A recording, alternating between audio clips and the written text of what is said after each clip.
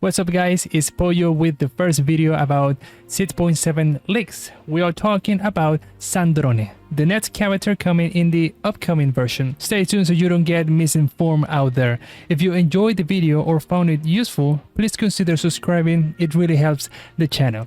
Let's start by saying the comparison with New Villette, not even close. For those who've seen her gameplay, that continuous beam you see is actually Sandrone C6, so be careful, Constellation 6. Here you're gonna learn a lot. Sandrone is a main DPS catalyst user of the cryo element. She has a very good base HP and attack, and her ascension stat is crit rate, giving the classic 19.2%. Before going over her abilities, I need to introduce a new reaction. Stellar Superconduct. This comes from one of her passive talent. As long as Sandrone is on the team, every Superconduct reaction becomes Stellar Superconduct. It's the reaction triggered by mixing Electro and Cryo on an enemy. The damage of the reaction itself doesn't seem to change and still lowers physical resistance like normal, but it has other properties. It applies a large area, increasing cryo and electro damage bonus, and some characters, including Sandrone, get extra bonuses while inside this field. You will see. Her normal attacks do a 3-hit physical combo with pretty low scaling. Nothing special. What really matters is her charge attack. When you hold it, Sandrone summons a robot that attacks with constant little spark and periodic lasers. So it's two types of hits, both dealing cryo AoE damage based on Sandrone's attack. While doing this, a special bar fills from 0 to 100. Once it hits 100, the charge attack is heavily nerfed. Think of it like overheating. Sandrone needs to stop using charge attacks to let the bar drop slowly. If she leaves the field, it drains much faster. Now, if she is inside the Stellar Superconduct field, the periodic lasers will deal Stellar Superconduct cryo damage. This is going to be her biggest damage source, I'm telling you right now. Her elemental skill is pretty straightforward.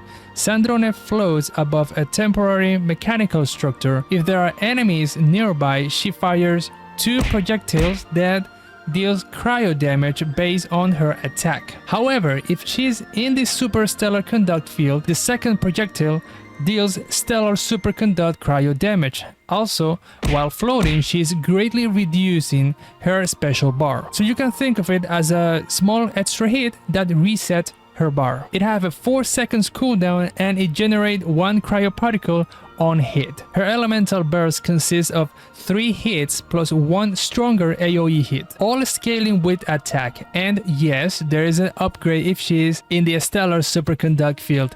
The final strong hit becomes stellar superconduct damage. It has 15 seconds cooldown and cost 60 energy. Now on to her passive talents, which are quite simple.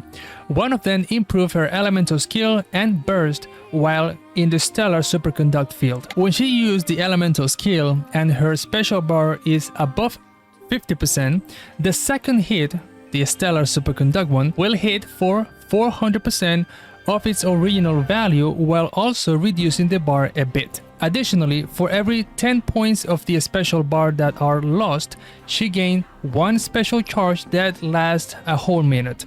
This can stack up to 10. When you use the elemental burst, you consume all these charges to increase the final hit damage up to 150% of its original value, which is exactly the same hit that becomes stellar superconduct damage. So basically, when playing Sandrone, charge attack, elemental skill, charge attack. The elemental skill hits harder and resets the bar. In practice, that means you'll always get 10 charges, so your burst will hit much harder as long as you don't use it at the beginning of the rotation. Another passive increases Sandrone's elemental mastery by 8 for every 100 attack she has, up to a maximum of 160 elemental mastery when you have 2000 attack or more. You might be wondering what's the elemental mastery good for. It slightly increased the stellar superconduct damage bonus, so it's not a priority, but it does help a little. Finally, there is a passive similar to lunar reactions.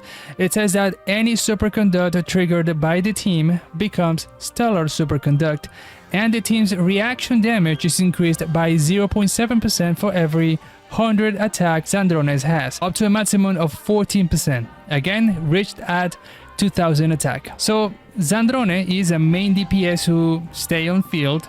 She gets overheated after one charge attack, but her elemental skill has a low cooldown. Here's the basic rotation: enters, charge attack, elemental skill, charge attack, elemental skill, and elemental burst. That's it. This keeps her on field for about 12 seconds, which is normal for a main DPS. The full team's rotation will probably be around 18 to 20 seconds, depending on the supports. Looking at the numbers and rotations, roughly 85% of her damage comes from stellar superconduct, and the rest from regular cryo, so her best artifact set should be the new one, Disenchantment in Deep Shadow. It gives attack, superconduct damage bonus, stellar superconduct damage bonus, and enemies affected by the reaction also take damage with 16% increased crit hit on hit. We'll go for attack sense, attack goblet, and crit rate or damage circlet, aiming for 1 to 2 ratio unless you are close to 100% crit rate. There you should aim for more crit damage. For talents, we'll mainly level up normal attack and elemental burst, since they make up over 80% of her damage. The remaining 20% comes from elemental skill. I imagine we'll pair her with characters that provide attack, elemental mastery, or stellar superconduct bonuses. There will be some existing characters with these buff, like Headsay 2 apparently. Sandrone's initial DPS at Constellation 0 with her 5-star signature weapon is around 23.8 thousand. Whether that's good or bad will depend on the full team. We'll need to test proper teams to see the real team's DPS versus investment, so stay tuned for future changes. And that's it for now, folks. This was a quick introductory guide to Sandrone. Thank you for watching, and I'll see you in the next one.